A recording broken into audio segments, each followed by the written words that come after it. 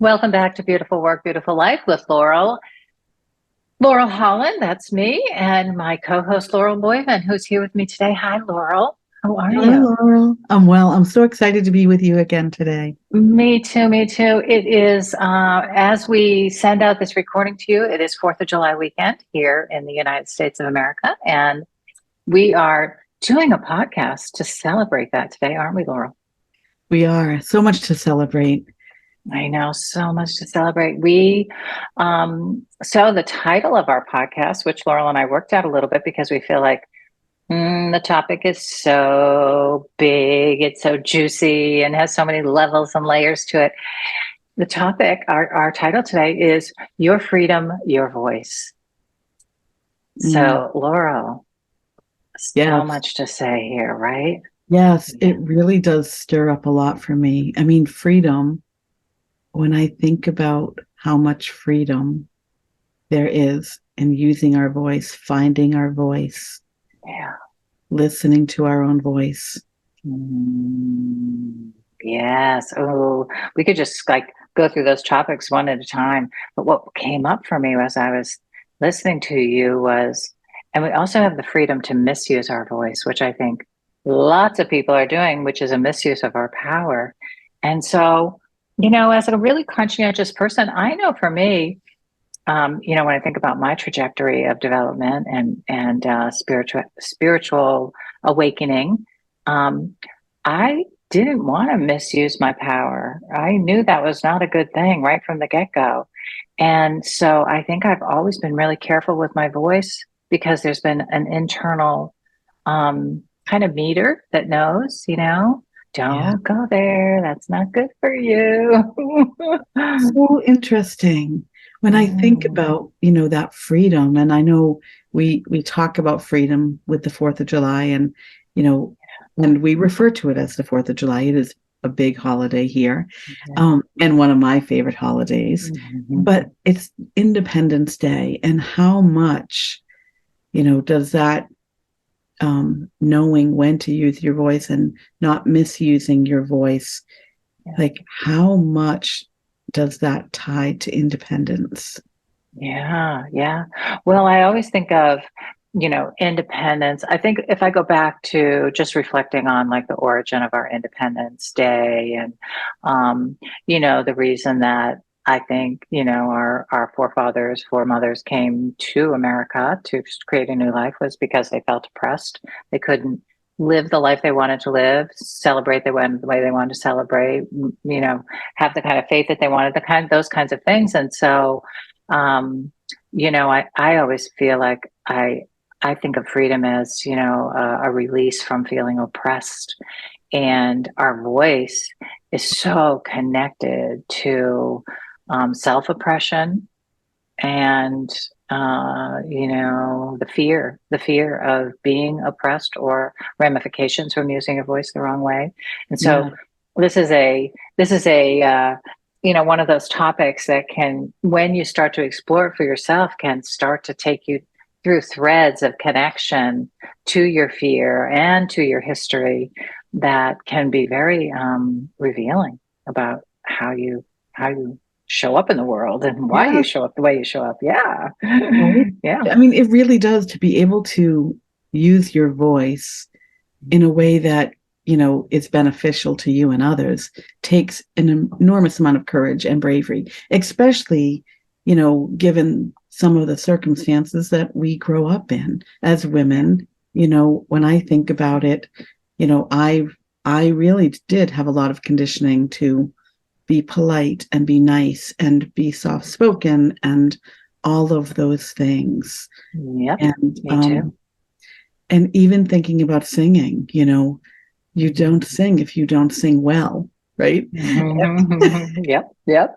Hmm. And so it really is, an act of bravery and courage to be able to use your voice Yeah. in a way that creates or furthers your independence and your freedom. Yes, yes. And supports others in that journey too. That's like Yes. super powerful, right? I'm going to just say, I'm thinking back as I was listening to Laurel, I was thinking about how, even as like a young person, I felt, it was like I knew when people were using their voice in ways that was intimidating others, that was frightening to me, that felt inauthentic even to them, like I could feel that. And so I feel like this topic is one that's something that really you have to own yourself to do the work of what we're talking about today, to really clean up using your voice in full integrity and in service to both your freedom and the freedom of other people. There's this is a huge alignment activity, right? It really is. Yeah, So yeah. I'm curious, Mm. can you tell us maybe about when you started using your voice, or knowing that you needed to start using your voice differently? I think I had markers along the way, that indicated, that were like they were kind of like I remember giving this project paper at WPI when I was probably in my sophomore year. I think it was not long after I got there. And so I gave this presentation, and I remember afterwards, like almost feeling like a little high, you know what I mean, from giving the presentation. And I always had been afraid, to stand up in front of a class, to be the one to have my attention on me. It was always a very uncomfortable feeling. And I think that might have been a moment when I started to make a connection. This is a good thing for you, Laurel, but I don't think I was ready to claim it either yet fully in that way. And I don't think it was really until my 30s that I felt like I really got on my my my committed journey to use my voice well, both internally and externally. Because I do think that the way I spoke to myself internally had, some consequences to it, and then, the way I didn't speak my mind in my life and openly and say what I want and say what was really real and true for me in many circumstances did me a great disservice. So it was hard. It was, yeah, but in my 30s, I steadily got on that path and really worked it hard. Yes. I Yeah. do think that there are times in life, and I think college is a big one, right? I think, Hmm. I have a memory of, in college, I went to an all women's Catholic college, and we had to take theology, and it was at a time when there were a lot of nuns that were our teachers, right? Yeah. And it was a theology class the book that we were using was Mere Christianity, which is an incredible book. Oh, yeah. But I asked, this is my memory of using my voice. I raised my hand and asked the teacher, "Sister, when the book refers to the church," and I asked her, "is it referring to the Roman Catholic Church or the church as a community?" And the answer Hmm. I got was, "Come to my office after class." Oh my. But what I love about this memory is Yeah. it was a time when I was using my voice to inquire, to be Yeah. inquisitive, to get clarification, Yeah. right? And I dared to use my voice to ask the question, Yeah. Yeah. knowing that maybe she didn't see there was any inquiry needed to be had. Well, this is really interesting too, because Laurel, this is a great example for us, right, of how we begin to be oppressed, Yeah. right? Instead of answering the question, openly or having a class discussion about it, she basically said, "You're in trouble." Oh, I was in trouble. Right? Yeah. And so you're in trouble for asking a question, for thinking outside whatever the box is that we want you to stay in, right? Yes. And I think this was, whatever was happening in my growth and development, it might have been my own independence from, my community, my family structure, all of those things. I was Mm, free to be myself when I was in yeah, college, right? Which I yeah, think yeah. happens at different points in our life. Yeah. And so the more independent I felt, I could become an independent thinker and I could act independently. And part of acting independently was using my voice differently. Right. Right. And Yeah. so it is really interesting to me. I mean, I think there are places where, my voice is very small because I don't feel that sense of independence. So I love playing with, kind of knowing how am I feeling about the safety and freedom within a certain environment. Mm-hmm. And what a great clue, of whether or not it's the right environment for me, for us, for each of our listeners. You know, is it Yeah. an environment you feel safe? And if not, is that is that a clue that there's some oppression that maybe you don't deserve to be in? Yeah. Or doesn't you don't want to be in anymore. I think it's really interesting that idea of um uh self-liberating, right? And in the world, right, that we live in different places, you have the opportunity to self-liberate, and then in other places you don't. And here in the United States of America, I think we do. I think to the best of our ability. I think I go back to, it was really interesting on my European trip this year. One of the things that I did during my sabbatical, thank you, Laura, was to read some about World War II and visit some places where the Americans had come in and helped to liberate, Europe from Germany. And I felt such a pride in being from a place that was willing, to stand up for freedom across the world, and are still today. Thinking while I was over there, I thought, wow, it's like a rinse and repeat. And here's Ukraine trying to get their freedom from Russia, right? And or keep their freedom from Russia.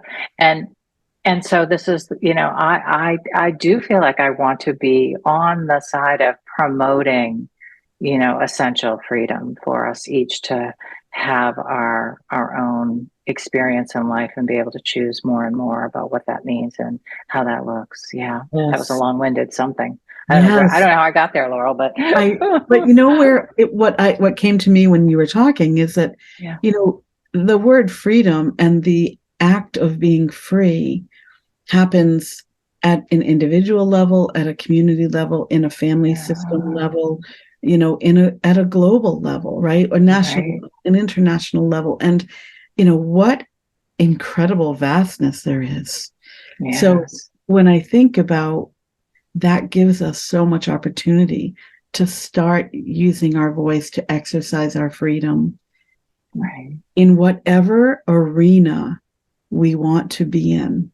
Some Yeah, of our listeners might want to just experience freedom at a very local level, and yeah, others may be called to serve, to act for freedom on an international level. And what right, a right. beautiful choice we each have. Yes, yes. I think that's what it was. I was just thinking about this idea of self-liberation, and in here in the United States, it is still an experiment of feeling, what it is like to live in a place that is free. And of course it's not perfect, but it's a work in progress always. And how do we claim that we have the opportunity to advance that in our own individual life, in our own individual self expression, and what we choose to do and say in the world. And Yes, what a great thing that we have that opportunity here. So yay for us here in the United States of America. Yeah, this is why we celebrate freedom. that's right. That's right. Yeah. So Laurel, I wanted to make sure, I know our show is not going to be long today because people have other things to do to celebrate on the Yes. holiday. But I did want to make sure we also gave some journaling questions to our listeners around this topic because I feel like you and I, we both have been on such a journey of using our voice in more and more empowered ways with more clarity, with a good, great alignment, right? In terms of feeling like we did a show on integrity in June and the importance of that. So go back and check that show out, everybody. It's really connected to this one, is that idea of, being aligned with your values and then having your voice in alignment as well. And how powerful and clear it feels energetically and internally when we demonstrate, right, through clear speech what we believe and are able to say that with the power of our word. Well, not offending other people, right? Like this is huge. And Yeah. so I think it's like one of the real challenges to us as a culture right now, is how do we speaking, our voice isn't just about speaking, it's also about listening, right? Yes. Yeah. And we're really getting great at speaking more, but I don't think we're getting better at listening more necessarily. We could really use a little push on the pendulum in that direction. We could probably do an entire podcast on this, but what I was coming up really clear for me is the energy of your throat chakra, right? And that energy of your throat chakra is about listening and speaking, right? Both. And so when we think about using our voice, it really is important. The listening part of it is such an important part of using our voice. And for me, it comes into the understanding and the curiosity, right? Being inquisitive, right? And I almost had a Freudian slip there, I think, because I almost said inquisition. And when I think about the contrast between inquisitive and inquisition, the root of the word is the same, but the energy behind them is completely different, right? And so how can you use your voice? And maybe this is a journaling prompt. How can you say what you need to say while remaining curious about others, either or their receiving of it or what they may introduce back to you, right? Yeah, that's great. I was thinking about this idea of listening and how it's connected to your voice, and thinking a great question to ask yourself is, can you listen to other people and not respond? And can you even practice that? Because one of the things that, is a cultural, and has been for a long time, and I don't think, again, is we've gotten a whole lot better about this since I've been paying attention in the last 25 years, is being able to listen to somebody and, as you're listening, not formulate an answer, not formulate an opinion, not formulate a response, and not feel like you have to say something back other than, wow, I heard what you just said, and I'm just going to sit with that, for a little bit. Because one of the things that we do so frequently is we just start defending a different idea or a different opinion so quickly, and we don't allow, the space of wondering about what just somebody said and how they got there, and asking more questions about that idea, And wondering, how might I change or my life change if I learn more about that? Right? Yes, right. The curiosity is a big part of conversation, and I think conversation has become one-sided to a large extent because we are often formulating our response rather than deeply listening. Yeah. One of the questions that's coming up for me too that I want to offer up to our listeners for journaling is, in this day, as we're reflecting on our freedom and our independence, what do you want to be free of in your life, right? To just go right into that if you don't feel free, what do you feel bound by? What do you need freedom from or want freedom from?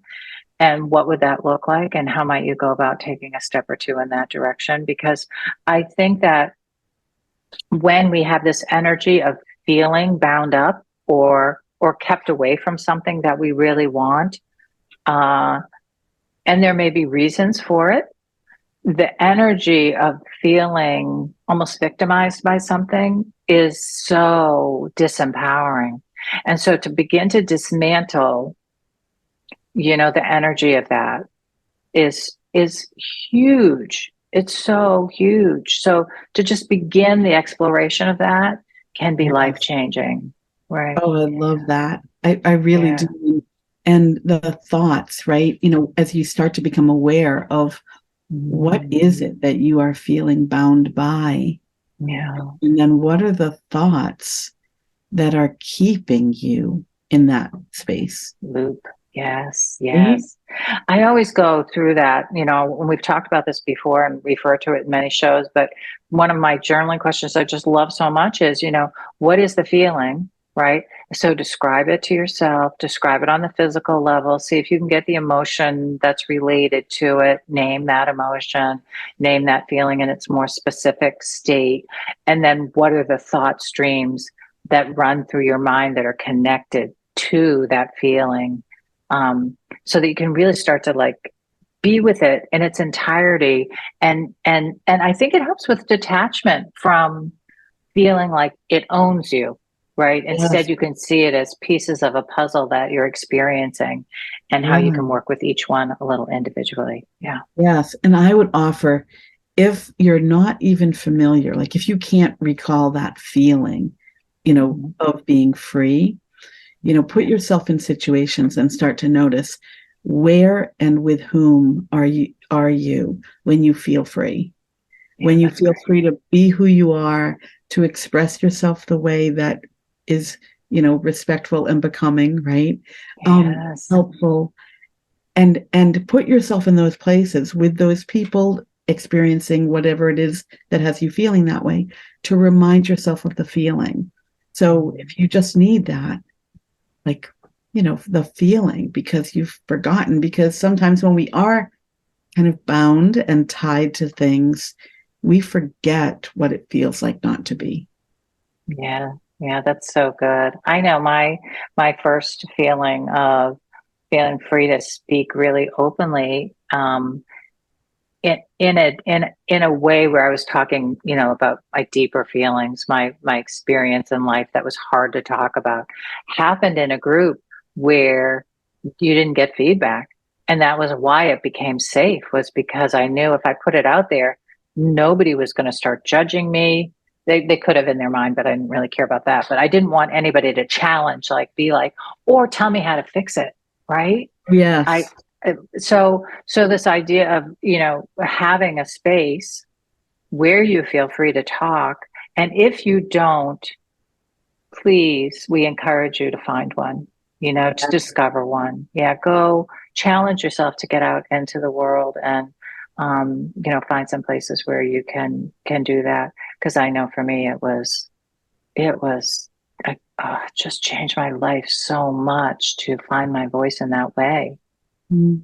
Yeah, It, that it safe really, space. really is important, and to have a space where you feel free of judgment, right, from Mhm. others. I Yeah. highly encourage that too. I think we all need to have that space. Yeah. Yeah. Yeah. So anything else coming up for you? I don't think so. I was wondering if we had any other journal prompts that might we might throw out there, but I feel like, We're complete. yeah. Yeah. I would say, for more further exploration on using your voice, we do have other episodes here, and I'll pop at least one in the show notes so that people can go back and listen to that, because Laurel and I, having had our own personal journeys to using our voice well and feeling proud of that, here on the podcast, is so powerful in terms of coming into your full self and feeling like you're becoming fully expressed in your life, which is so satisfying. It's just a Yeah, beautiful journey. it really Yeah. is. And in my own experience, I can say that being able to speak and use my voice more freely without fear of judgment, Mm. it just becomes more natural and easy because, again, going towards the feeling, I know how that feels and I want more of that. Yeah, yeah. Oh, thank you, Laurel. Happy 4th of July. Enjoy your week of fun.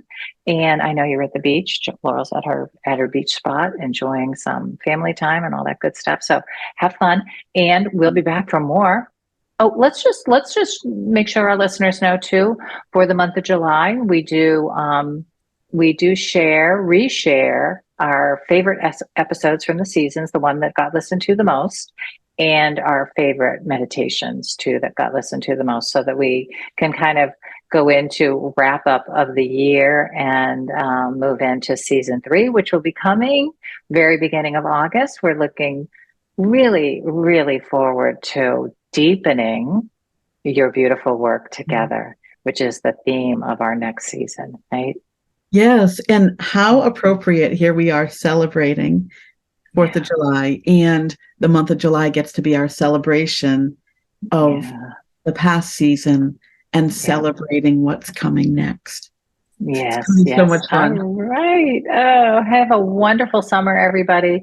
And we'll be back for more beautiful work, beautiful life. We're here with you every week, and I look forward to sharing more time together soon.